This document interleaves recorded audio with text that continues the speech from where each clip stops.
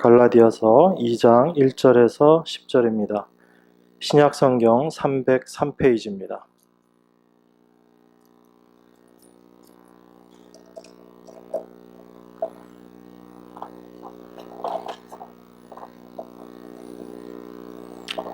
저와 여러분이 한 절씩 교독하도록 하겠습니다.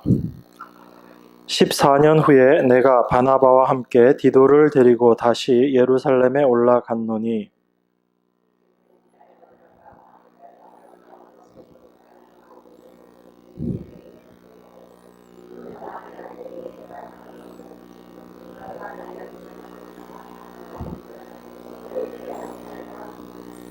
그러나 나와 함께 있는 헬라인 디도라도 억지로 할례를 받게 아니하였으니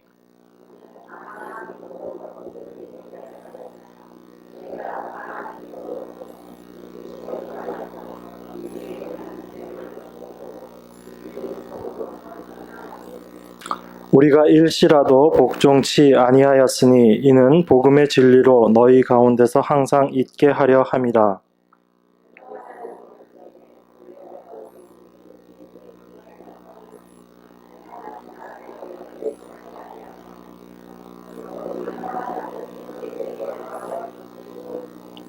도리어 내가 무할례자에게 복음 전함을 맡기를 베드로가 할례자에게 맡음과 같이 한 것을 보고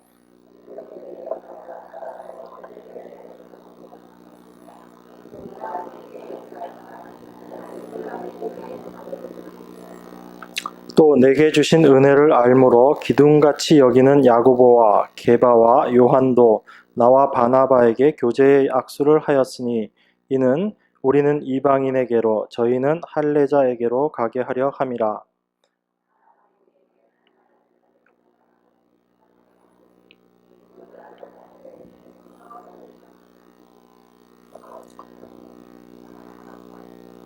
네. 여러분 신본주의 또 인본주의 그런 얘기들 많이 들어보셨나요? 처음 들으시는 건 아니죠. 네. 우리 기독교는 어떻게 신본주의입니까? 인본주의입니까? 신본주의. 네. 이게 말은 굉장히 쉽거든요. 예. 신본주의냐 인본주의냐 이렇게 이야기할 때 하나님 중심이냐 아니면 사람 중심이냐 이렇게 생각하면 굉장히 단순하고 쉬운 문제 같습니다.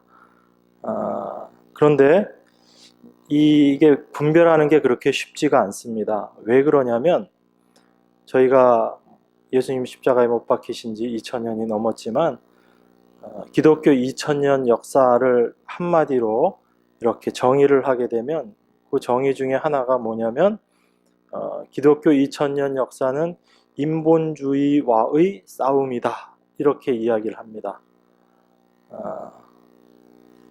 이 굉장히 중요한 문제인데 인본주의 이렇게 이야기하면 무슨 신학적인 논쟁 그런 것들을 우리가 생각하기 쉽기 때문에 굳이 우리가 인본주의, 신본주의 우린 다 하나님 믿고 있는데 그런 거를 굳이 우리가 따질 필요가 있겠는가? 나하고는 별로 상관없는 일이 아닌가 이렇게 생각하기 쉽습니다. 그런데 기독교 역사 2000년 동안 이 문제를 가지고 교회가 계속적으로 싸워왔다라는 이야기는 그만큼 이 문제가 우리 믿는 사람들에게 있어서 중요하게 문제가 되었다라는 이야기죠. 우리가 생각하기에는 인본주의, 신본주의 우린 다 하나님 믿는 사람들이고 내가 열심히 하나님 믿고 있으니까 뭐 문제가 될 게 있느냐 그거 신학자들이 논쟁하는 거 아니냐 이렇게 우리들이 생각하기 쉽지만 사실은 그렇지가 않습니다. 그 사람들이 그렇게 피 터지게 싸울 수밖에 없었던 이유는 그게 굉장히 중요한 문제를 같이 갖고 있기 때문에 그렇습니다. 그래서 그 인본주의와의 싸움 그걸 우리가 올바로 좀 생각해 볼 필요가 있습니다. 올바로 알 필요가 있습니다. 인본주의라는 것이 다른 이름으로는 어떻게 불려지냐면 기복주의. 이거 많이 들어보셨죠? 그죠? 기복주의. 여러분 기복주의 그러면 대충 이렇게 머릿속에 감이 잡히실 겁니다. 긍정적 사고. 우리가 항상 좋게 생각해야지 된다. 뭐든지 다 잘 될 거야. 이런 생각을 가지고 살아가면 다 잘 된다. 우리가 하나님을 믿더라도 그런 긍정적인 사고를 가지고 살아야지 된다. 듣기에는 굉장히 좋은 말입니다. 그리고 이런 긍정적 사고 자체가 나쁜 것이다. 이렇게 얘기할 수는 없거든요. 그런데 이런 긍정적인 사고, 긍정적 사고, 성공주의, 특별히 교회 안에서 이야기되어지고 있는 그런 성공주의, 그리고 우리 갈라디아서를 통해서 계속 보고 있는 율법주의, 이런 것들이 다 어디에 속하는 내용들이냐면 인본주의와 연결되어 있는 내용들이에요. 그래서 우리들이 그 인본주의적인 그런 신앙에서 벗어나지 않으면 우리가 신앙생활을 하면서도 말로는 우리 입에서 늘 하나님을 이야기해요. 늘 하나님을 위해서 하나님께 우리가 기도하고 하나님을 영광스럽게 하기 위해서 우리가 신앙생활 한다라고 이야기하지만 우리 스스로도 속고 신앙생활을 할 수 있는 경우들이 많이 있습니다. 그러니까 인본주의라는 것의 가장 핵심은 뭐냐면 그 안에 그 중심에 인간이 가장 중심이 되어 있다는 거예요. 그래서 겉으로 포장은 아무리 그 하나님이라는 부분으로 겉으로 포장을 해도 그 중심에 인간을 중심으로 생각하는, 그러면 이 인간의 가장 대표적인 사람이 누구예요? 나. 아담 그러면 남이 돼요. 아담이 아니고 나예요, 나. 그러니까 인본주의에서 우리가 벗어나는 것, 그리고 인본주의를 올바로 바라본다라는 것은 어떤 것이냐면 신앙생활을 하면서 나라는 중심, 내가 중심이 되어서 신앙생활하는 것에서 하나님을 중심으로 신앙생활을 하는 것으로 새롭게 바라보게 되는 것이에요. 그러니까 우리가 실제로는 하나님 앞에 우리가 늘 나와서 기도하고 함께 나와서 하나님을 위해서 우리가 하나님 앞에 영광 올려드리기 위해서 우리가 예배를 드린다고 하지만 사실은 그 안에 나라는 존재를 더 확고하게 세우기 위해서, 내가 인정받기 위해서 우리가 그런 모습들로 나아갈 수 있다라는 것입니다. 이게 기독교가 지금껏 싸워왔던 그 인본주의와의 투쟁이라는 거예요. 그러니까 굉장한 어떤 이론들을 가지고 계속 싸워왔던 것이 아니고, 여러분 인본주의의 대표적인 모습으로 지금 여러분 주위에 보이는 그런 그 종교 형태가 어떤 거죠? 우리 크게 기독교 범주 안에서 인본주의적인 색채를 가장 많이 띠고 있는 곳이 어떤 곳이죠? 카톨릭이잖아요. 크게 우리가 기독교 범주에 봤을 때 카톨릭이 가장 인본주의적인 모습을 띠고 있거든요. 하나님을 이야기하고 그 하나님의 영광을 이야기하지만 그 중심에는 뭐가 있어요? 내가 열심히 선행을 해서 내가 하늘나라 가겠다라는 것이 되어 있거든요. 그러니까 하나님의 은혜로 하늘나라 가는 것이 아니고 내가 열심히 살아서 나의 최선을 다해서 나의 노력으로 그곳에 가겠다라는 것입니다. 하나님께서는 아름다운 것을 준비해 놓으시고 그리고 그곳에 올 수 있는 방법을 인간들에게 제시하셨을 뿐이고, 인간이 그 방법을 열심히 해서 그 하나님이 만들어 놓은 그 좋은 곳에 가야지 된다라고 생각하고 신앙생활하는 사람들이 그쪽 사람들이거든요. 그런데 그게 비단 카톨릭의 모습뿐만 아니고 교회 안에서도 그런 모습들을 너무 많이 볼 수 있습니다. 그런데 이 인본주의라는 모습, 나라는 존재가 아주 교묘하게 숨어 있기 때문에 이게 잘 드러나지가 않는 거예요. 그러니까 여러분들도 늘상 속는 부분 중에 하나입니다. 저도 늘상 속고요. 아이고, 내가 오늘도 또 이 녀석한테 속았구나. 그런 모습들을 내가 늘 경험하는 겁니다. 혹시 여러분들 이 말씀 많이 들어보셨죠? 한 영혼이 천하보다 귀하다. 여러분 늘 자주 쓰시는 말씀이에요? 아니면은 자주 듣는 말씀이에요? 자주 쓰시는 말씀인가요? 한 영혼이 천하보다 귀하다. 제가 물어볼게요. 이 말씀 성경 어느 구절이죠? 한 영혼이 천하보다 귀하다. 저도 어렸을 때부터 많이 들었던 말씀인데 이 말씀 성경 구절 찾아보신 적 있으세요?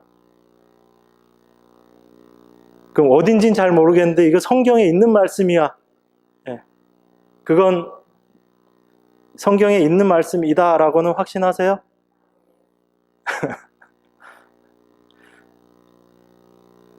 제가 이 말씀 가지고 찾으려고 아무리 검색을 해도 이 말이 없어요. 성경에. 한 영혼이 천하보다 귀하다. 이 말씀이 성경에 없습니다. 막 여러분 진짜 없나? 네, 진짜 없어요. 이 말은 진짜 없습니다. 있는 것 같죠? 네. 그런데 없어요. 이 말은 없습니다. 그래서 어떻게 이 말이 생겼을까? 제가 그렇게 해서 여러 가지 그 관계된 여기에 나와 있는 이 단어들을 가지고 성경 사전들을 다 찾아봤어요. 찾아봤더니 대충 이 말씀하고 이 말씀을 이렇게 합쳐져서 이렇게 표현하는 것일 것이다 라는 생각이 듭니다. 여러분 한번 이거는 찾아보죠. 마태복음 29장, 마태복음 10장. 마태복음 10장 29절 한번 보겠습니다. 마태복음 10장 29절.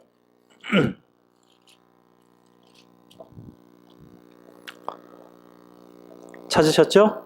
네, 마태복음 10장 29절로 31절까지입니다. 같이 읽겠습니다. 10장 29절. 참새 2마리가 한 아사리온에 팔리는 것이 아니냐? 그러나 너희 아버지께서 허락지 아니하시면 그 하나라도 땅에 떨어지지 아니하리라. 너희에게는 머리털까지 다 세신 바 되었나니 두려워하지 말라. 너희는 많은 참새보다 귀하니라.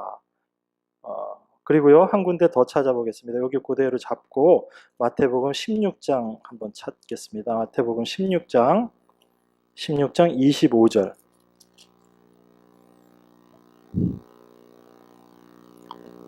(25절) 26절 마태복음 16장 25절 26절 찾으셨나요? 28페이지 같이 읽겠습니다. 시작. 사람이 만일 25절부터 누구든지 제 목숨을 구원코자 하면 잃을 것이요 누구든지 나를 위하여 제 목숨을 잃으면 찾으리라.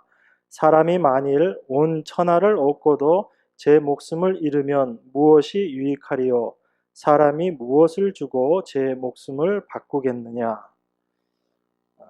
이 두 군데에 나와 있는 말씀을 이렇게 잘 연결시키면 한 영혼이 천하보다 귀하다라는 그 의미들을 만들어낼 수 있습니다. 앞에 우리 읽었던 마태복음 10장에 보면 이렇게 이야기하죠. 너희에게 10장 30절에 보면 너희에게는 머리털까지 다 세신 바 되었나니 두려워하지 말라. 너희는 많은 참새보다 귀하니라. 이렇게 이야기합니다. 여기서 너희는 누구예요? 하나님의 자녀들이죠. 그죠? 그래서 하나님의 자녀가 누구보다 더 귀하다?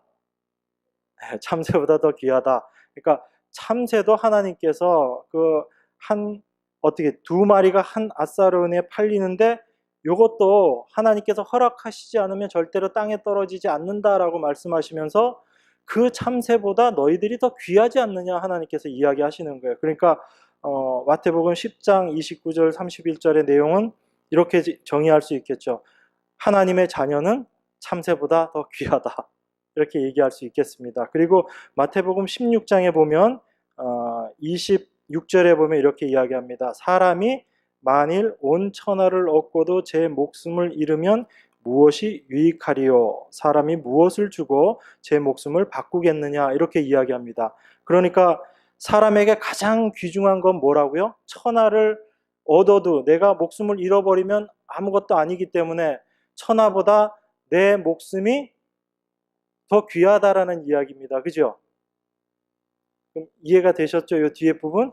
그러니까 천하보다 내 목숨이 더 귀하고, 그런데 하나님께서는 참새보다 나를 더 귀하게 여기시니까 나라는 한 생명, 이거는 천하보다 더 귀하다. 이렇게 의미가 연관이 되시는 거죠. 연결이 되는 거죠.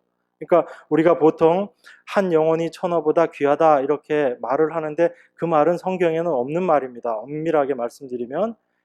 그런데 다른 성경 구절들을 보니까 하나님께서 우리를 정말 귀하게 생각하신다라고 이야기하고, 그런 우리 자신을 한 생명이라고 놓고 봤을 때 이 한 생명이 천하보다 더 귀한 것이다 라는 의미예요. 그런데 여러분들이 이 말씀의 의미를 자세히 생각해 보면 한 영혼이 천하보다 귀하다는 말하고는 사실은 맞지 않는다라는 걸 알 거예요. 무슨 얘기냐면 마태복음 16장에 나와 있는 그 이야기는 이런 겁니다. 내가 아무리 많은 것을 얻어도, 천하를 내가 다 얻어도 내가 죽어버리면 아무 소용없는 거 아니냐.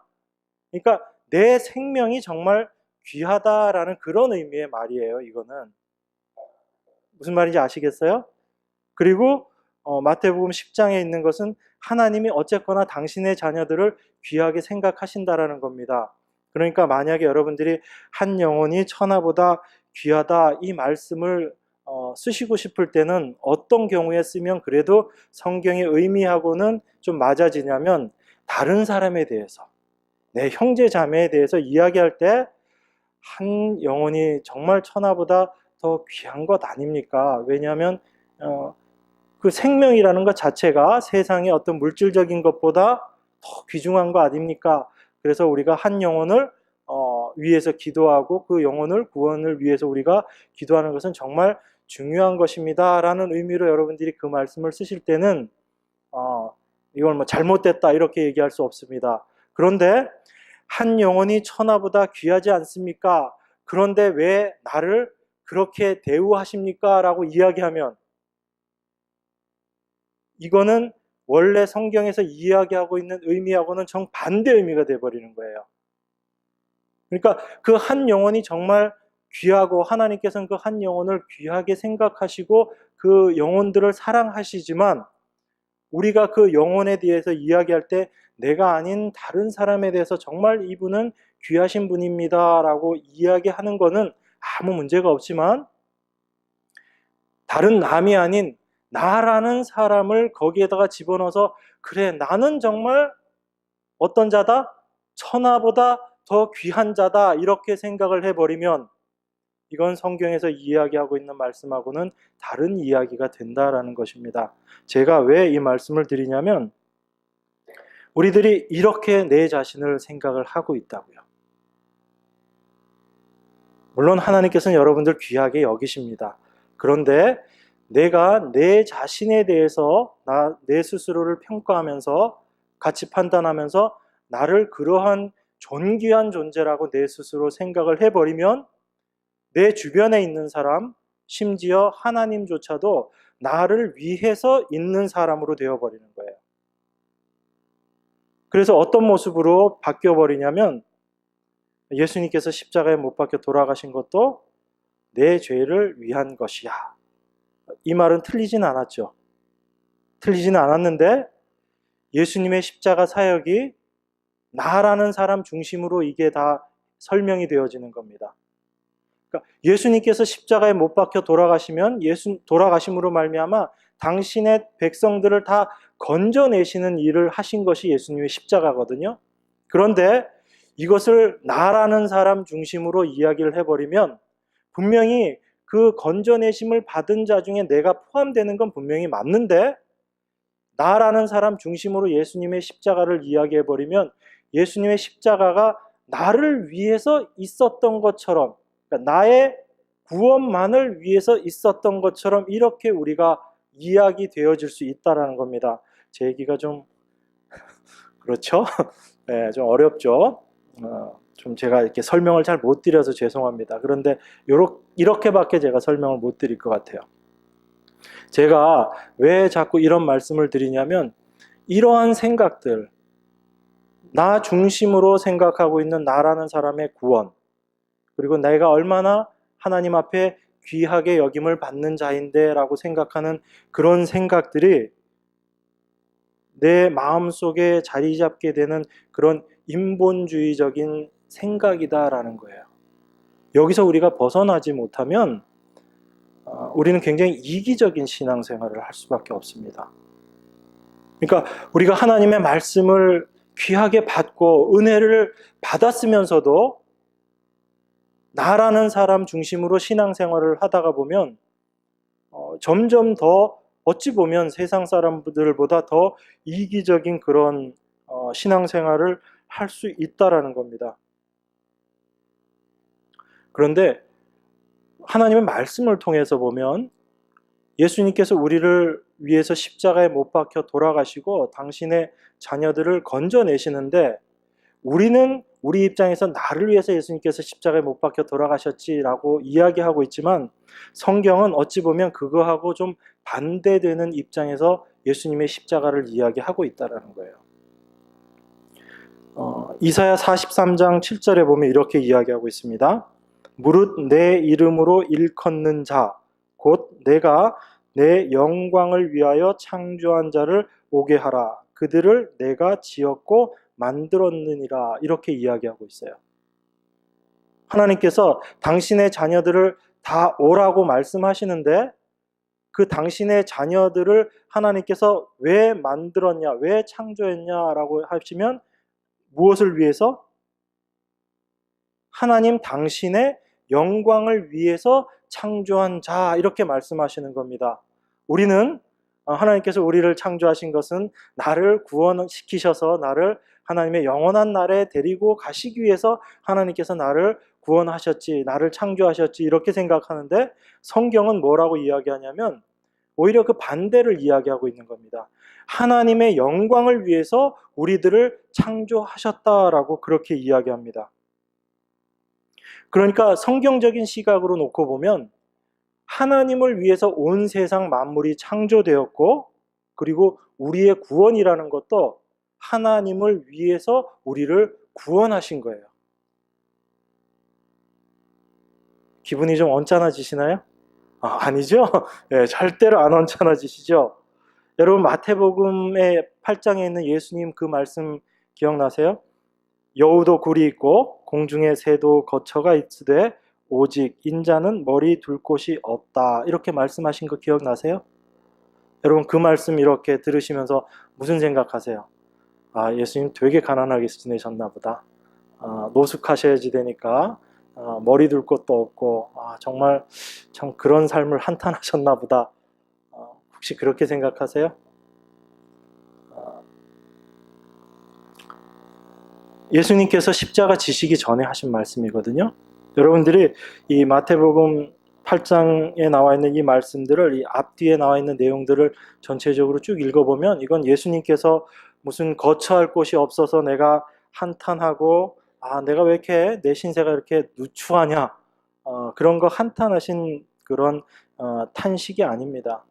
예수님께서 십자가에 달리시기 전이기 때문에 아직 교회, 예수 그리스도를 머리로 한 이 교회, 몸이 완성되기 전이죠. 우리가 예수 그리스도를 교회의 머리라고 이야기하시잖아요. 그러니까 십자가 지시기 전이시기 때문에 아직 교회, 당신의 몸이 세워지기 전이죠. 그러니까 예수님 머리 둘 곳이 있어요, 없어요? 당연히 없죠. 예수님께서 그거 말씀하신 거거든요. 여러분, 8장 내용을 쭉 읽어보시면 예수님께서 십자가에 달리셔서 교회를 세우시려는 그런 큰 뜻 가운데 그 말씀들을 하고 계신 거예요. 단순히 내가 오늘도 밖에서 이렇게 이슬 맞으면서 자야지 되는 그런 제자들하고 이렇게 있으면서 얘들아 오늘도 우리 밖에서 이슬 맞고 자자. 그런데 참 우리 신세가 처량하지 않니? 새들도 다 깃들 곳이 있는데 우리는 어떻게 머리 둘 곳도 없니? 이렇게 얘기하시는 게 아니라고요. 지금 예수님 그 말씀은 당신의 십자가를 생각하시면서 그 십자가를 통해서 완성될 당신의 몸, 그 몸을 생각하시고 지금 머리이신 예수님께서 이 땅에 오셨는데 아직 그 몸이 이루어지지 않았기 때문에 당신의 머리 둘 곳 없음. 그럼 머리 둘 곳을 만드시기 위해서 예수님께서 뭘 하셔야 돼요? 십자가에 달리셔야지 되는 겁니다. 그러니까 그걸 두고 예수님께서 그 내용을 말씀하신 거거든요. 그러면 예수님께서 이 땅에 오신 십자가에 달리신 목적은 바로 그 예수님의 머리 두실 곳, 그 몸을 완성시키시기 위해서 예수님이 오신 거예요. 그러니까 여러분 자신들은, 여러분 각자는 그 몸의 한 지체로서 속하는 부분이지만 여러분 각자에게 더 집중되어 있는 것이 아니고 예수님의 몸이라는 곳에 십자가는 더 정확하게 설명되어지는 거예요. 그러니까 예수님의 십자가는 그리스도의 몸을 이루시기 위한 구속이셨다라고 우리가 이렇게 볼 수 있는 거죠. 물론 그 몸을 이루시기 위해서 여러분 한 사람 한 사람을 하나님의 자녀로 만드시는 그 일들이 분명히 필요한 것이고 그 과정 속에서 내가 하나님의 자녀로 내가 하나님 말씀을 깨닫고 하나님의 자녀가 되는 그 일들은 여러분 각자에게 분명히 일어나는 일들입니다. 그렇지만 십자가라는 그 모습 속에서 예수님의 이 땅에 오셔서의 그 사역의 목적은 단순히 여러분 한 사람을 구원시키는 것 자체가 목적이 아니고 이 몸이라는 것을 통해서 하나님, 예수님이 온전하심을 이루어서 하나님의 영광 받으시게 되는 그 일을 위해서 예수님께서 오셨다라는 겁니다. 그렇기 때문에 우리가 은연중에 나라는 사람 중심의 그 신앙생활이라는 것이 구원에 대한 부분도 마찬가지고 다른 여러 부분에서 나라는 사람을 중심으로 생각하면서 그렇게 지내버리게 되면 알게 모르게 우리는 그런 인본주의적인 그런 생각 속으로 자꾸 빠져드는 겁니다. 그러니까 여러분들이 의식하지 못하는 순간에 그런 모습으로 변질되어 가는 거예요. 변질된다 그러니까 내가 뭐 음식이야? 상하게? 그런데 그렇게 될 수 있다는 겁니다. 그래서 이 기독교, 2000년 기독교의 역사가 인본주의와의 투쟁이다라고 그렇게 이야기를 하는 겁니다. 지금 이 교회, 뭐 저희 교회만 얘기할 수 있는 부분들은 아니고 사실은 이 주변에 있는 많은 교회들이 지금도 끊임없이 이 문제를 가지고 싸우고 있고 많은 교회들은 그냥 그것이 인본주의의 그런 부정적인 모습인 것이라는 것도 잘 모르고 그냥 그 모습대로 열심히 살아가는 거예요. 우리가 열심히 하나님 보시기 좋게 우리가 애쓰고 우리가 노력하고 그렇게 해서 우리가 하나님께 뭔가 올려드려야지 그런 생각하면서 열심히 애쓰고 살아간다고요. 그런데 그 인본주의의 가장 대표적인 모습이 어떤 거였냐면 그게 사실은 율법주의입니다. 이 율법주의는 본질적으로 어떤 걸 생각으로 그 기본 배경으로 갖고 있냐면 우리가 하나님의 말씀을 지킬 수 있다라는 게 그 배경이에요. 그러니까 하나님께서 우리에게 말씀을 주시면 우리가 그 말씀 지킬 수 있습니다. 즉 내가 그거 할 수 있습니다라는 게 그 바닥에 깔려 있는 거예요. 그 생각 자체가. 그래서 단순히 율법주의가 우리가 율법을 지키느냐 뭐 안 지키느냐 그런 차원의 문제가 아니고 그런 율법주의적인 사고들을 갖고 있다면 이것은 어찌 보면 하나님과 대적하는 모습이라는 겁니다. 이스라엘 백성들이 아주 단적으로 그 모습들을 보여줬잖아요. 그들의 역사를 통해서 하나님께서 말씀을 주셨을 때 우리가 다 지킬게요 그렇게 얘기하고 나서 결국은 그 말씀을 지키지도 못하고 그러면서도 자기들이 할 수 있다고 이야기함으로 말미암아 하나님과 이렇게 적을 지게 되는 그런 모습으로 나갔던 게 이스라엘 백성들의 모습이거든요. 이 갈라디아에서 이야기하고 있는 이 율법주의라는 것이 그래서 무서운 겁니다.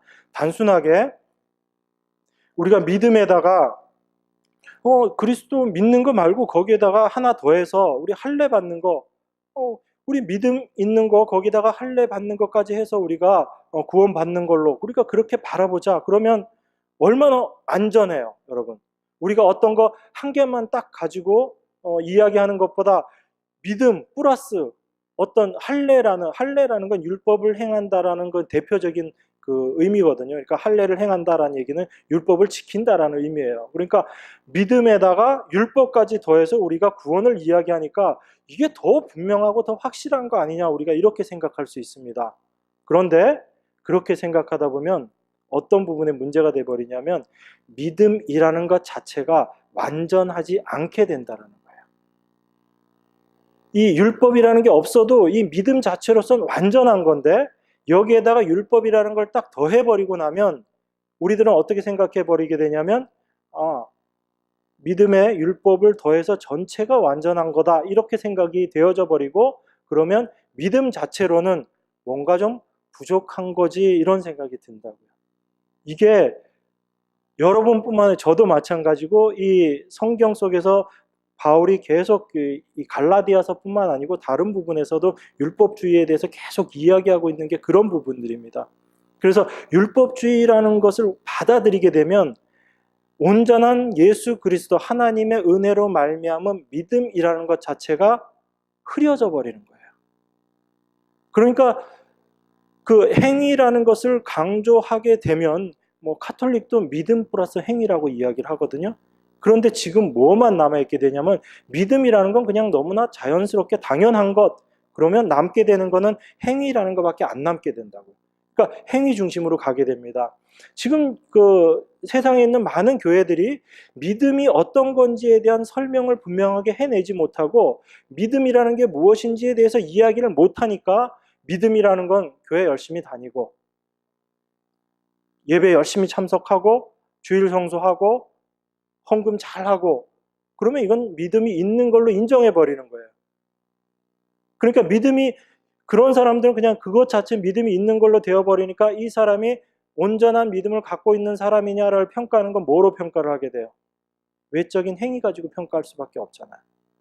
그러니까 교회들이 지금 믿음을 이야기하면서 우리가 올바른 사람이 되어야지 된다라고 행위를 같이 얘기하는데 그 내용, 믿음에 대한 것을 올바로 이야기해 주지 못하면 사실은 믿음은 빠져버리고 행위밖에 남지 않는 모습으로 되는 겁니다. 그러니까 이만큼 무서운 거예요. 믿음이라는 게 눈에 딱 보이면 얼마나 좋겠어요. 그런데 믿음은 어떻대요? 안 보인대잖아요. 우리 눈에 보이지도 않고 그냥 우리가 바라는 것들이고 눈에 보이지 않지만 하나님께서 뭔가를 증거를 주신 거야. 그러니까 그 증거를 또 눈에 보이게 내어놓을 수도 없는 거고, 그러니까 그 증거를 나 이게 증거야 라고 눈에 보이게 내어놓을 수 있게 하려니까 자꾸 행위라는 것들을 내어놓게 되잖아요. 그러면 결국은 이 믿음이라는 것 자체가 이상하게 없어져 버리게 되는 그런 모습이 되는 겁니다. 그래서 그런 시간들이 지나가 버리면 행위만을 강조하는 모습이 되는 겁니다. 그래서 초대교회 때 하나님의 말씀이 올바로 선포되었지만, 사도들을 통해서 올바로 선포되었지만 시간이 지나면서 믿음이라는 것보다는 겉으로 보이는 행위라는 것들이 자꾸 강조되다 보니까 결국은 완전히 행위로 구원받는 모습으로 바뀌어버린 거잖아요. 그래서 종교개혁이라는 것도 생긴 거고, 종교개혁이 왜 생겼어요? 믿음으로 구원이 아니고 행위로 구원받는다라고 이야기를 하니까 뭐 믿음을 이야기하면서도 실질적으로는 행위만을 이야기하고 그것만을 바라보면서 구원을 이야기하니까 믿음이라는 것 자체가 없어져 버리고 행위만 남게 되는 겁니다. 그래서 종교개혁이 일어난 거죠. 그런데 종교개혁이 일어나고 나서 벌써 이제 한 500년, 600년 지났거든요. 많은 시간들이 지났습니다. 그러다 보니까 또 사람들은 점점 겉으로 드러나는 것을 중심으로 자꾸 찾게 되는 거예요. 그러다 보니까 눈에 보이는 것 중심으로 신앙생활을 하게 되고, 이건 너무 분명하거든요. 믿음은 안 보이는데 우리 행위라는 건 눈에 보이니까 그거 가지고 어떤 증거를 삼아 나가는 건 참 쉽다라는 얘기입니다. 그래서 이 갈라디아에 그 바울이 개척했던 그 갈라디아 지역에 유대 율법주의자들, 유대주의자라고 이야기하는데 이들은 뭐 자칭 그리스도인이라고 이야기하면서 믿음에다가 율법도 지켜야지 된다라고 이야기하는 사람들이에요. 그래서 이 사람들이 왔을 때 우리가 한편 생각하면 그래, 우리가 믿음을 갖고 있고 거기에 율법의 행위까지 더하면 얼마나 괜찮은 신앙이냐 이렇게 생각할 수 있지만 바울은 거기에 대해서 아주 치를 떨었던 거예요. 왜 그러냐면 그것을 용납하는 순간에 우리의 믿음 자체가 흔들려 버릴 수가 있고, 믿음 자체가 오직 믿음으로 말미암아 하나님의 은혜 가운데 나아가게 되는 건데, 그것 자체가 무시되어 버릴 수 있기 때문에 그 얘기를 한 겁니다. 그래서 갈라디아서에서 바울이 아주 거품을 문 거예요. 왜 똑같은 얘기, 우리가 지금 생각하면 도무지 우리 주변에 믿음에다가 율법 지켜야지 구원받습니다 이런 이야기하는 사람들이 없는데 왜 굳이 갈라디아서를 우리가 이렇게 공부를 해야지 되는가라고 생각할 수 있겠지만, 그게 아니다라는 얘기예요. 오히려 그런 율법주의적인 그런 생각들, 그런 사고들이 우리들 안에 이미 들어와 있다는 겁니다. 그걸 우리가 올바로 솎아내지 못하면 참 하나님께서 주신, 은혜로 주신 그 믿음이 온전히 드러나지 않게 되는 겁니다. 저희가 지난 시간에 여러분 기억하실지 모르겠지만 이 갈라디아서 1장 후반부 내용을 보면서 사도 바울이 자기가 하나님의 열심을 위해서, 하나님을 위해서 얼마나 열심을 했는가라는 것을 이야기를 하고, 그리고 하나님의 계시를 받고 나서 자기가 하나님의 복음을 전하는 자로 이렇게 지금 일하고 있다라고 이야기하면서 그 중간에 하나님께서 나를, 어머니의 태로부터 나를 택정하시고 나를 은혜로 부르셔서 내가 이제 올바로 하나님의 일을 하고 있다라고 이렇게 나와 있는 그 구절도 저희가 공부를 했습니다. 그때 저희가 지난주에 우리가 나눴던 생각이 이거였죠. 하나님께서 바울을 택하셨으면, 어차피 바울을 쓰시기로 택하셨으면 처음부터 그냥 하나님의 일꾼으로 쓰시면 되지, 왜 하나님의 대적하는 자로 그렇게 열심히 일하게끔 하다가 나중에 바울을 회심시켜서 하나님의 일을 하는 사람으로 만들었는가? 이게 의문이었었잖아요. 저희가 지난 시간에 공부했던 표정들을 보니까 네, 왜 그랬어요?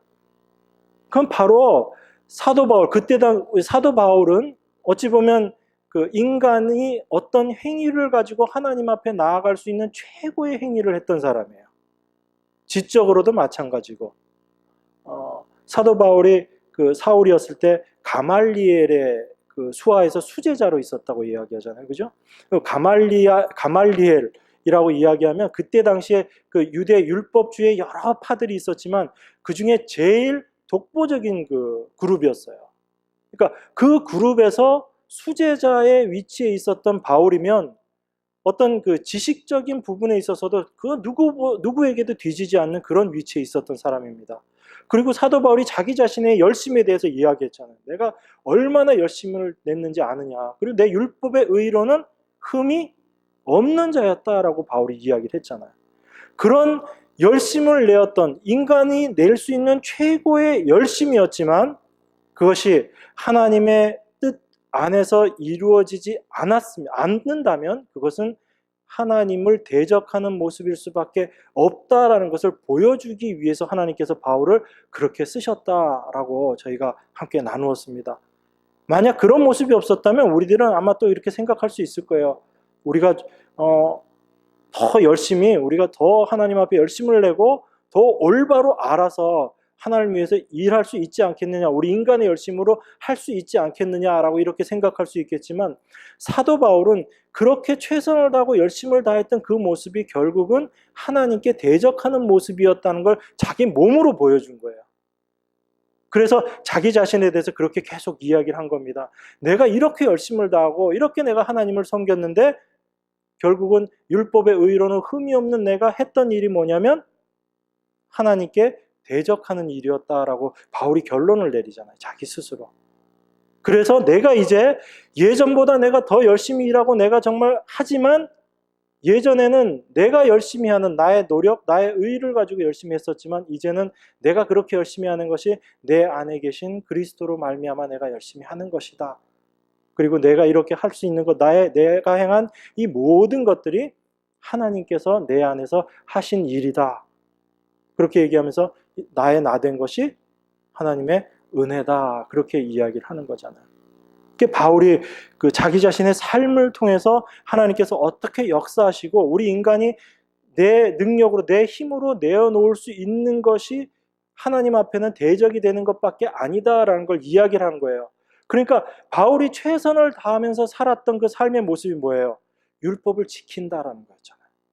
근데 그 율법을 열심히 지킨다고 해서 봤더니 결국은 그게 자기 의를 세우는 거고, 종국에는 하나님께 대적하는 모습이었고, 거기에서는 하나님이 쓸 자리가 없다라는 거죠. 그러니까 그 율법주의라는 것 그 자체에는 절대로 이것이 하나님 중심이 될 수 없고 사람이 중심이 될 수밖에 없다라는 거예요. 내가 하나님을 위해서 이렇게 일을 한다라고 최선을 다해서 했지만 그 최선을 다한 결과가 하나님을 대적하는 것이었다면 그건 하나님을 위해서 일한 게 아니잖아요. 그러니까 자기의 삶을 통해서 내가 이 모습으로 너희들에게 보여주는 거야. 내가 이렇게 했는데 결국은 이게 하나님 중심의 모습이 아니었다라는 겁니다. 그러면 어떤 게 하나님 중심이었다고요? 하나님의 은혜를 내가 알고 나서 내가 할 수 있는 게 아니고 내 안에서 하시는 분이 하나님이시고 나의 삶, 비록 나를 통해서 하나님께서 그 모든 일들을 하시지만 그건 내가 한 게 아니고 하나님께서 하신 것이다라는 그 고백이 되어지는 그 모습, 그게 믿음의 모습, 그게 은혜를 받은 자의 모습이라는 거예요. 그렇기 때문에 그 은혜에 율법주의라는 그것이 첨가가 되는 것을 바울은 용납을 할 수가 없는 거죠. 그러니까 그 율법주의라는 게 바로 인본주의의 대표적인 모습이다라는 걸 이야기하고 있는 겁니다. 그러니까 인본주의 그러면 여러분 어렵게 생각하지 마시고 내가 내 잘난 맛에 신앙생활 하는 거, 내가 중심이 돼서 신앙생활 하는 거, 이게 인본주의구나 그렇게 생각하시면 돼요. 여러분 안에서 혹시라도 신앙생활 하시면서 이 안에서 내 자랑이 나오면 아이고 이 인본주의 그거 가지고 주님 십자가 앞에 나가셔야지 됩니다. 그게 바울이 우리에게 말씀하고 싶은 거예요. 오늘 읽은 본문 말씀 보면서 좀 더 나눠보도록 하겠습니다. 시간이 많이 지났지만 2장 1절부터 보겠습니다. 14년 후에 내가 바나바와 함께 디도를 데리고 다시 예루살렘에 올라갔노니 계시를 인하여 올라가 내가 이방 가운데서 전파하는 복음을 저희에게 제출하되 유명한 자들에게 사사로이 한 것은 내가 다름질하는 것이나 다름질한 것이 헛되지 않게 하려 함이라.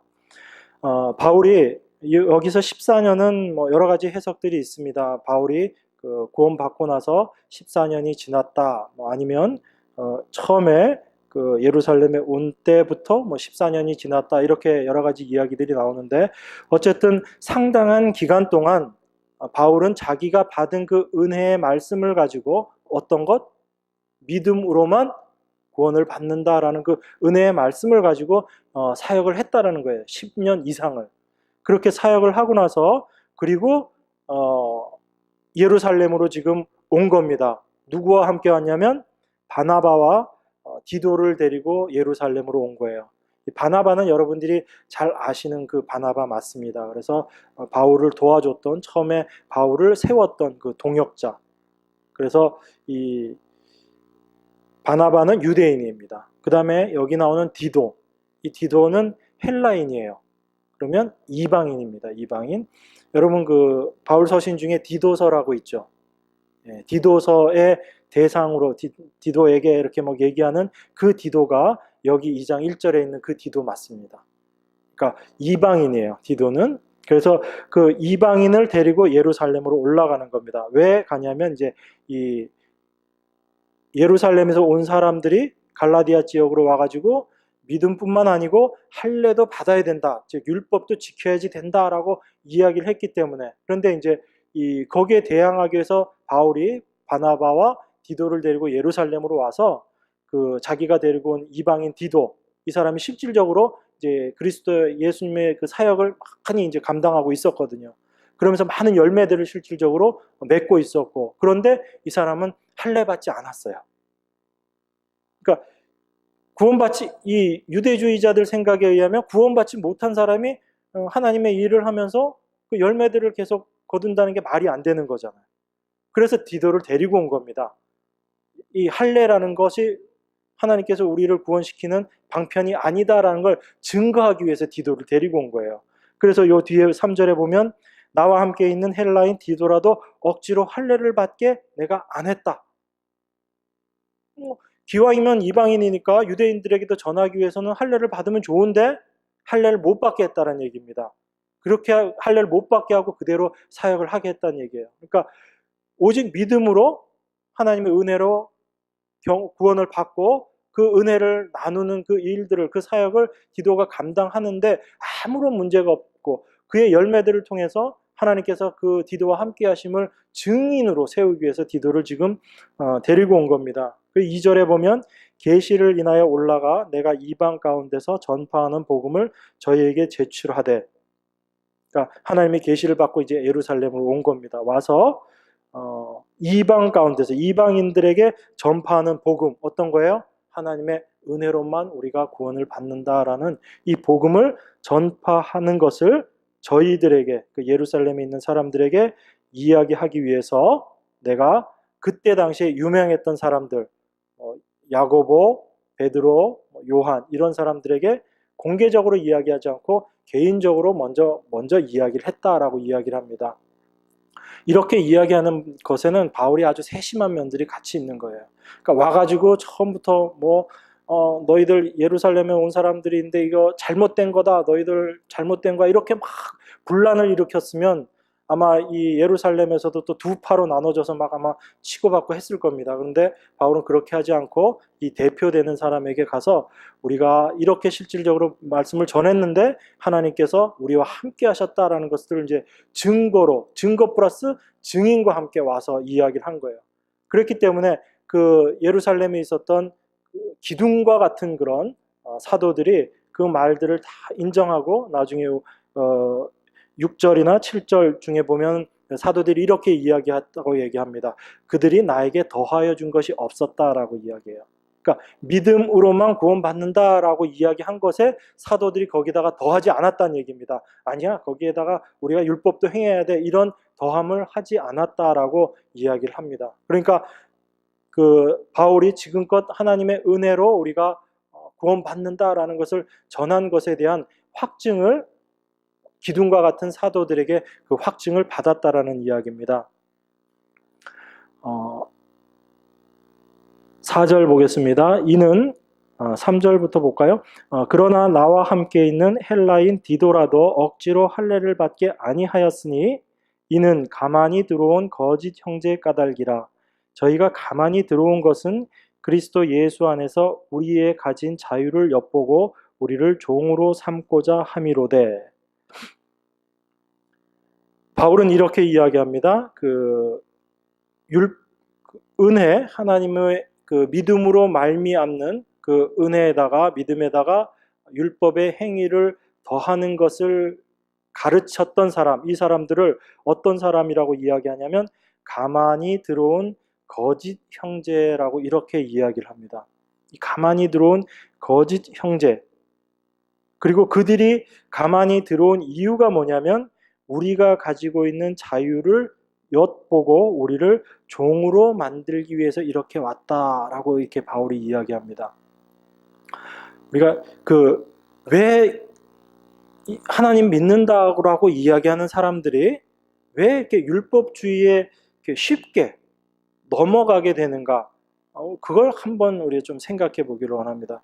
이게 여러분 생각하면 어때요? 믿음으로만 구원받는다라고 이야기하는 거는 굉장히 어찌 보면 쉬운 건데 거기에다가 율법을 행해야지 된다라고 하면 우리가 뭔가를 행해야지 되는 거기 때문에 더 힘들고 어려워지는데 왜 사람들이 거기에 많이 쏠릴까? 갈라디아 지역에 있었던 사람들이 이 유대주의자들이 와서 막 그런 얘기를 했을 때 안 넘어갔으면 바울이 굳이 이런 걸 쓸 필요가 없겠죠. 그런데 그 사람들이 많이 넘어갔거든요. 많이 넘어갔다는 얘기는 짐을 분명히 더하는 건데 사람들이 자꾸 넘어간다는 얘기예요. 그럼 짐을 더하는데 사람이 넘어간다는 것은 거기에 뭔가 끌리는 게 있다라는 얘기잖아요. 끌리는 게 전혀 없으면은 절대로 그렇게 쉽게 넘어가지 않을 텐데 자꾸 넘어간다고요. 주변에도 보면 그렇게 자꾸 넘어들 가요. 왜 자꾸 넘어가는가? 여러분들 왜 넘어갈 거라고 생각이 드세요? 율법주의 뭘 하나 더 하는 건데 왜 자꾸 거기 넘어가지? 여러분 주변에 이렇게 봐도 참 납득이 안 가죠. 한편 생각하면 이해가 안 되고 왜 저러지?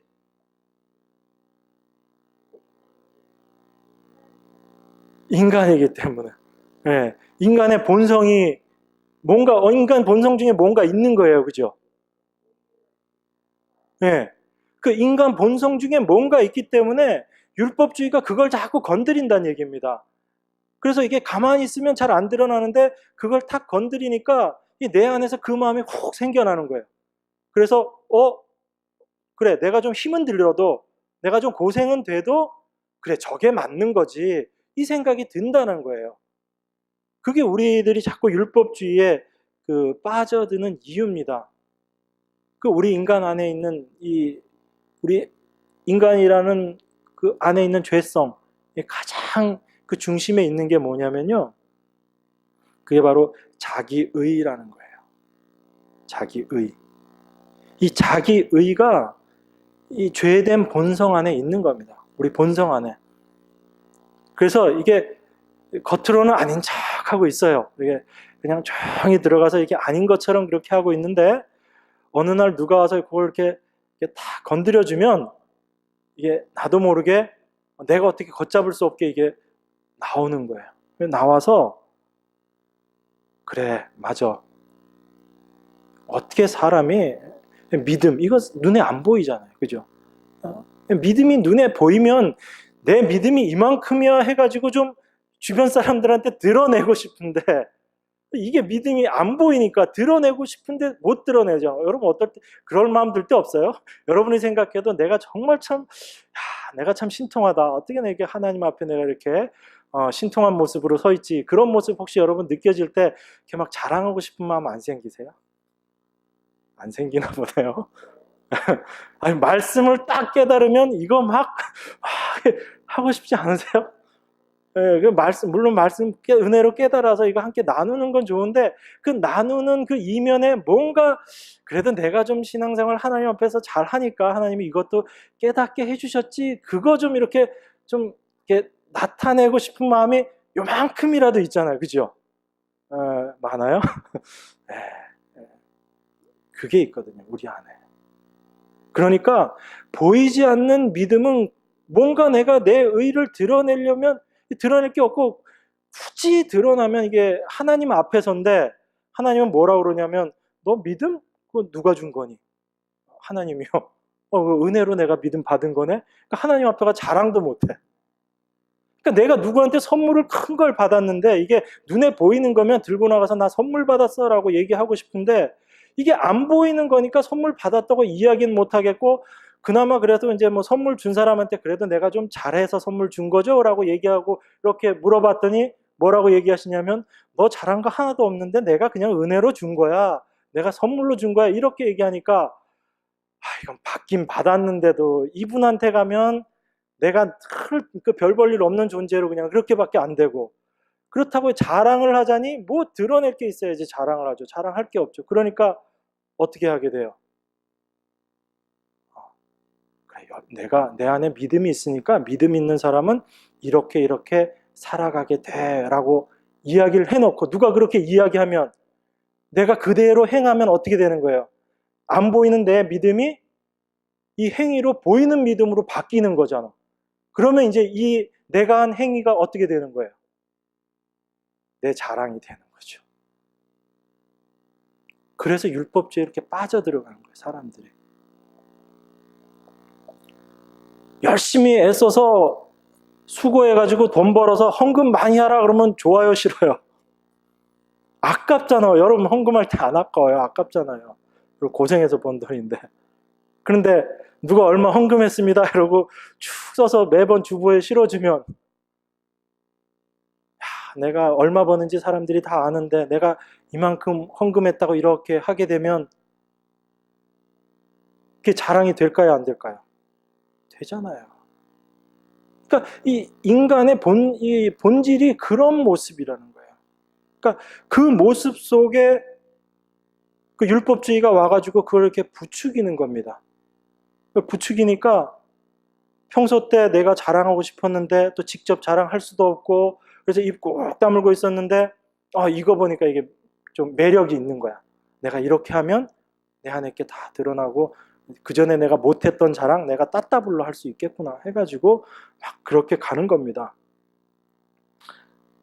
그러니까 이게 하나님께 거저 이렇게 은혜로 받고 나서 그 받은 은혜를 그냥 감사함으로 그냥 그렇게 넘어가야지 되는 게, 그게 은혜 앞에서 우리들이 서야지 되는 모습인데, 그거 어떻게든 좀 드러내고 싶어 하는 그 마음들, 그게 우리 안에 있는 거예요. 자기의, 다른 말로 얘기하면 우리가 인간의 그 자존심이라는 거. 이 자존심이 사실은 그 에덴 동산에서 범죄했던 그 모습이잖아요. 내가 하나님처럼 되겠다. 내가 어떻게 하나님 해준 것만 갖고 내가 사냐.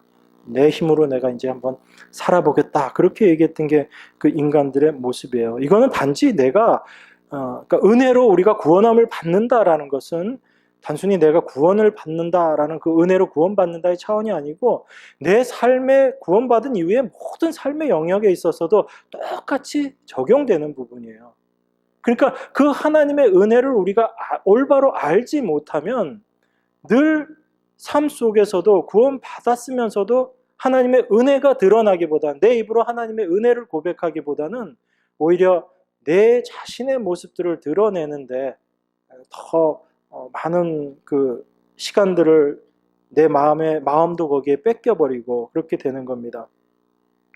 그래서 오히려 내가 내 힘으로는 할 수 없습니다라는 그 십자가 앞에서 그 고백이 나와야 되는 우리 그리스도인의 삶의 모습이, 그 고백보다는 오히려 내 자랑, 이런 게 다 나오는 거예요.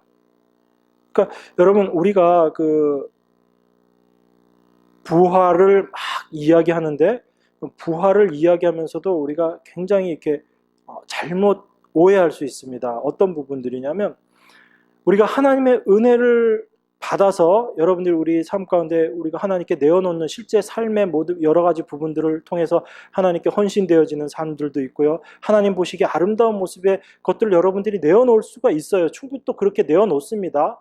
그런데 정말 우리가 은혜를 받은 사람들은 나를 통해서 하나님께서 그 일들을 하셨지만, 그 일을 하신 분이 누구예요? 나를 통해서 하나님께서 하셨지만, 비록 내 손발이 움직여졌지만 그 일을 하신 분은 하나님이시죠.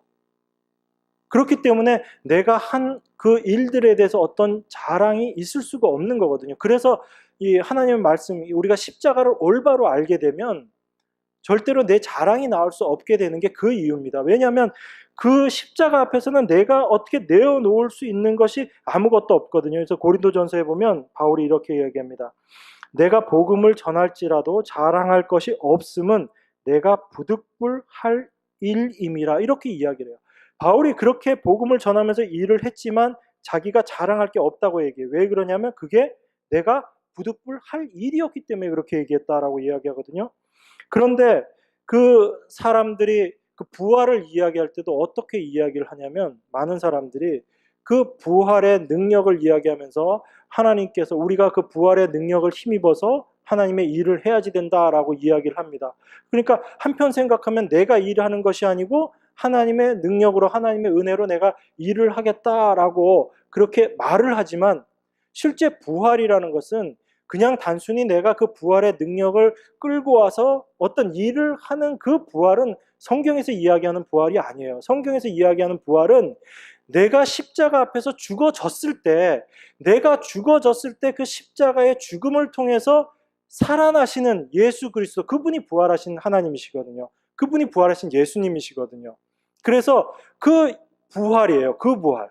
그러니까 단순히 내가 어떤 하나님의 일을 하기 위해서 부활의 능력을 힘입는 그런 개념이 아니고, 내가 그리스도의 십자가 앞에서 내가 완전히 죽어졌을 때 나는 할 수 없습니다라는 그런 처절한 고백을 통해서, 그러한 나를 통해서 부활하신 주님이 드러나게 될 때 그것이 부활의 능력으로 함께 하시는 하나님이시거든요. 그러니까 내가 완전히 십자가 앞에서 낮아진 상태에서의 나를 통해서 되어 이루어지는 하나님의 일, 그 일 앞에 내가 무슨 자랑을 할 수 있겠어요? 그러니까 바울은 자기는 아무 자랑도 없다라고 그렇게 이야기를 한 거예요. 그런데 지금 이 시대는 어떻게 이야기하냐면, 예수님이 우리 자꾸 십자가만 이야기하지 말자. 왜 구질구질하게 그 십자가만 자꾸 이야기하냐. 십자가뿐만 아니고 예수님은 부활하셨는데 그 부활하신 능력을 우리가 힘입어야 되지 않느냐라고 이야기를 한다고. 그러면 그냥 들으면 맞는 것 같죠. 부활의 능력을 우리가 힘입어서 일해야지, 맞는 것 같죠. 그런데 정말 중요한 것은 그 부활의 의미는 십자가를 통과하지 않은 의미에서의 부활은 아무 의미가 없는 거예요. 그러니까 내가 그 부활의 은혜를, 부활의 영광을 내가 함께 한다라고 할 때 하나님께서 나를 철저하게 십자가에서 다루시는 겁니다. 그래서 그 십자가를 나로 하여금 통과하시게 하고 나서 내가 어떠한 자인지를 분명히 드러내시고 나를 낮추시고 하나님께서 부활로 드러나시는 거예요. 그것이 되지 않은 단순하게 뭐 맨날 그 십자가 피 이런 이야기만 하고 있냐. 우리는 그 십자가에서 부활하신 주님을 믿는다. 그 부활의 능력을 우리가 힘입어서 이제 이것도 하고 저것도 하고 다 해야지 되지 않느냐. 교회가 세상에 나가서 할 일이 얼마나 많은데 맨날 십자가만 가지고 이야기하고 있느냐. 이거 잘못된 얘기라는 거예요. 똑같은 부활을 이야기하면서도 얼마나 서로 반대적인 모습에서 부활을 얘기할 수 있는가라는 겁니다. 그래서 우리는 늘 그 십자가를 통해서 바라보게 되는 부활을 이야기를 해야 되는 거예요. 그러니까 우리는 부활을 이야기하지 않더라도 십자가를 우리가 올바로 경험하고 십자가를 올바로 알게 되면 그 십자가를 통해서 저절로 부활이 나오는 겁니다. 부활의 생명은. 내가 억지로 부활의 생명을 끄집어내려고 해서 그것이 나오는 것이 아니고 내가 십자가 앞에서 올바르게 무너지면, 내가 십자가 앞에서 완전히 깨어지고 나면 저절로 그 십자가를 통해서 나오시는 분이, 일하시는 분이 바로 부활의 주님이세요. 그러니까 우리는 이 순서를 잘 알아야 됩니다. 이 부활하신 주님을 바라보되 그걸 소망하는데 어디를 바라보고 소망을 해야 되냐면 바로 그 십자가를 통해서 그 부활하신 주님을 소망을 해야지 되는 거예요. 그랬을 때 내 안에서 자랑이 없습니다. 그런데 이 율법주의라는 것이 그러한 모습들을 자꾸 깨트려가는 거예요. 나는 뭔가 할 수 있다. 율법주의라는 게 내가 하나님 말씀 지킬 수 있습니다라는 것이 우선이 된다라고 말씀드렸잖아요. 그죠? 그러니까 그런 율법주의가 조금이라도 이 하나님의 믿음, 하나님께서 우리에게 주신 그 은혜에 그것이 조금이라도 더해지게 된다면 사도 바울은 그걸 도저히 참을 수가 없는 거예요. 그러니까 여러분들도 누가 그렇게 여러분들을 조용히 들어와서, 여기 있는 표현대로 가만히 들어와서 누가 여러분들에게 그런 거짓을 말하면 여러분들 어떻게 해야지 돼요? 바울처럼 막 하셔야지 되는 거예요. 뭐 그럴 수도 있지. 뭐 그냥 넌 너 얘기니까 그냥 그렇게 얘기하고 말어. 이렇게 놔둬서는 안 된다고요. 왜냐하면 그렇게 이야기했을 때 그것이 그 누룩처럼 들어와서 우리의 모습들을 갉아먹을 수가 있기 때문에 그런 잘못된 부분에 대해서는 우리가 분명하게 이야기를 해야지 됩니다. 그것은 절대로 포용이 아니에요. 사도 바울이 많은 부분에서 포용을 이야기했습니다. 내가 이방인들에게 가서는 이방인들처럼, 율법을 지키는 사람들에게 가서는 내가 율법을 지키는 자처럼 자기가 그렇게 했다. 왜? 내가 그 생명을 얻기 위해서. 그런데 그랬던 사도 바울이 지금 이렇게 심하게 얘기하는 거예요. 사도 바울이 뭐라고 얘기하냐면 5절에 우리가 일시라도 복종하지 아니하였으니 이는 복음의 진리로 너희 가운데 항상 있게 하려 함이라, 이렇게 이야기합니다. 그러니까 다른 많은 부분에서는 정말 모든 것들을 받아들일 수 있는 것처럼 이야기했던 바울이 지금 이 율법주의라는 것, 여기에 대해서는 아주 초도 없이 자기는 절대 이거 용납 못하겠다라고 이야기하는 겁니다. 얼마나 강하게 얘기하냐면 우리가 일시라도 복종치 아니했다라고 바울이 이야기를 하는 거예요. 그 의지가 얼마나 단호한지 보여지는 거잖아요. 그러니까 이것이 우리 믿음 안에 이것이 더해지게 될 때 하나님의 온전하신 은혜가 얼마나 손상될 수 있는가. 그로 말미암아 우리가 생각하는 그 믿음이 온전한 믿음이 되지 않는다라는 걸 바울은 너무나 철저히 알았기 때문에, 왜? 자기 자신이 그 율법 지킴을 통해서 하나님 앞에 서 보려고 최고의 노력을 했던 사람이기 때문에, 그런데 그 중심에 무엇이 있는지를 바울은 어찌 보면 가장 정확하게 알고 있었던 사람이란 얘기예요. 자기가 해봤기 때문에. 우리들 누구도 해보지 못했을 정도의 그런 열심을 내어봤던 사람이 바울이기 때문에 그 중심에 무엇이 있는지를 바울은 알았던 겁니다. 그렇기 때문에 하나님의 은혜 이외에 그 어떤 것이 더해지는 것도 바울은 용납할 수 없었다라는 거예요. 이게 사도 바울이 지금 이 율법주의에 대해서 이야기하고 있는 모습입니다. 저는 어찌 보면 우리가 하나님의 은혜를 받은 자이기 때문에, 하나님의 은혜가 무엇인지를 우리는 경험했기 때문에 더 이 하나님의 은혜를 우리가 분명하게 이야기하고, 또 이 하나님의 은혜에 대해서 우리가 더 크게, 더 분명하게 고백해야 될 줄 믿습니다. 우리 안에 아무리 작은 부분이라도, 우리 안에 누룩처럼 생겨나는 우리 안에 그런 나의 자랑, 나의 의의가 있다면 바로 우리 십자가 앞에서 내어놓고 이 하나님 앞에서 우리가 어떠한 자인지를 다시금 고백함으로 말미암아 늘 그 하나님의 은혜 가운데 거해야지 된다라는 거예요. 그래서 바울이 이 4절 후반부에 이들이 가만히 들어온 것은 그리스도 예수 안에서 우리의 가진 자유를 엿보고 우리를 종으로 삼고자 함이로되, 이 사람들이 들어와서 하는 일이 뭐냐면 바로 이러한 하나님의 은혜만으로 우리가 온전히 구원을 받는다. 이것은 바로 예수님께서 십자가에서 다 이뤄 놓으셨다는 사실이잖아요. 우리의 구원뿐만 아니라 우리의 모든 삶의 모든 부분을 예수님께서 십자가에서 다 완성하셨다는 이야기잖아요. 예수님께서 다 완성하셨기 때문에 우리에게는 자유함이 있는 겁니다. 내가 비록 실수하더라도, 내가 비록 잘못을 저지르더라도, 어떨 땐 내가 하나님 앞에 어떤 죄를 짓는다 할지라도 내가 하나님 앞에서 내가 자유로울 수 있는 것은, 내가 그렇다고 해서 막 죄를 짓는다는 그런 의미가 아니라, 내가 실수를 하더라도 자유로울 수 있는 것은 예수님께서 그 모든 일들을 다 완성해 놓으셨기 때문에 우리는 그 자유 안에 거할 수 있는 거잖아요. 그런데 여기에 조금이라도 율법주의적인 것이 들어가게 된다면 우리는 그 자유를 잃어버리게 된다고요. 그리고 바로 그 율법의 종이 될 수밖에 없는 모습입니다. 그래서 바울이 이렇게 얘기하는 거예요. 그들이 가만히 들어와서 그 거짓말을 했는데, 그게 뭐냐면 그들이 우리가 가진 자유를 엿보고 우리를 종으로 삼고자 함이다라고 이야기하는 겁니다. 그러니까 하나님의 은혜를 우리가 늘 그 은혜를 함께 올바로 나누지 못하면 그런 거짓된 것들이 우리를 엿보고 틈만 나면 들어오게 된다라는 얘기예요. 근데 이 시대가 더욱더 그렇습니다.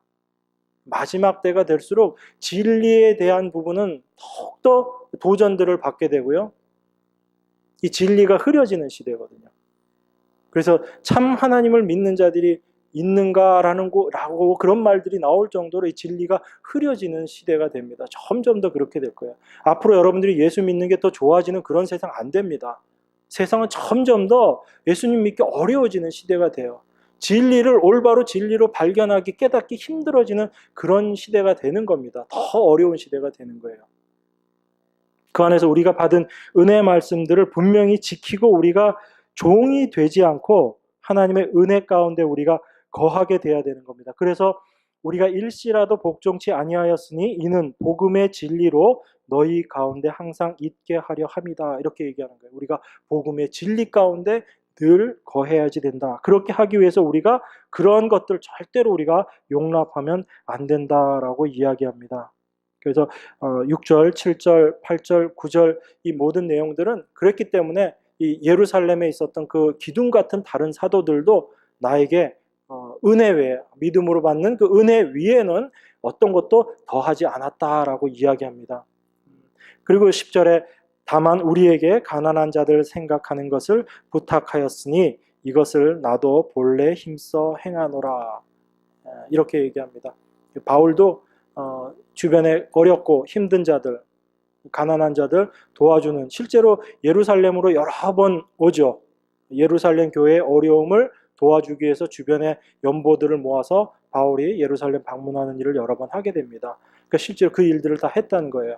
그렇지만 그것을 율법 지킴으로 하지 않았다는 얘기입니다. 지금 이 이야기는 오직 하나님의 은혜 받은 자로서 그 은혜가 너무 감사하기 때문에, 그래서 그 은혜를 나누어야지 되겠는데 그 나누는 방법이었기 때문에 우리가 받은 은혜가 너무 감사해서 비록 지금 그 이방 교회들도 힘들지만 그 힘든 연보들을 모아서 어찌 보면 더 힘들다고 볼 수 있는 예루살렘 교회에다가 연보를 줌으로 우리의 받은 은혜를 이렇게라도 우리가 표현했다라는 거예요.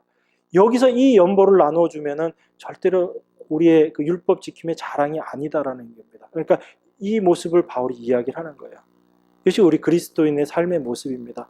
은혜 가운데 그 은혜를 우리가 늘 하나님 은혜 가운데 경험하고 그 은혜에 감사하는 자의 삶의 모습이 이렇게 자연스럽게 드러나는 모습이다라는 것을 지금 바울은 또 이야기해 주는 거죠.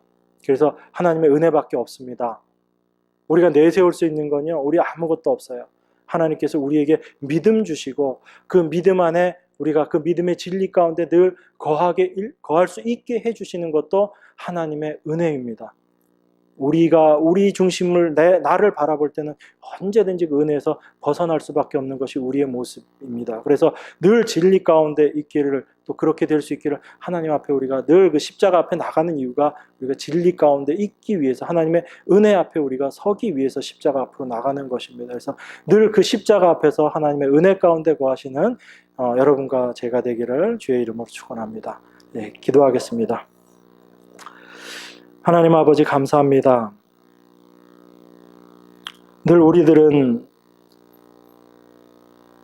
그 하나님의 은혜를 생각하기보다는 내 안에 있는 것들로 자랑하고 싶어하고, 내가 은혜로 받은 것이언정 그것조차도 자랑하고 싶어하는 것이 우리들의 모습입니다. 그 모습 십자가 앞에서 드러나게 하시니 감사드립니다. 하나님의 은혜 외에는 저희가 아무것도 간구할 것이 없음을 이 시간 고백합니다. 그 은혜만이 저희들을 주님께서 예비하신 그 길로 인도하는 귀한 은혜인 줄 믿습니다. 그 은혜의 십자가 바라보게 하여 주시옵소서.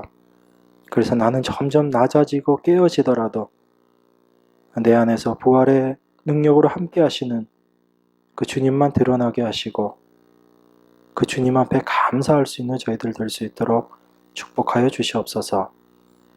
이 시간도 말씀하여 주신 주님께 감사드리오며 귀하신 예수 그리스도 이름 받들어 기도드리옵나이다.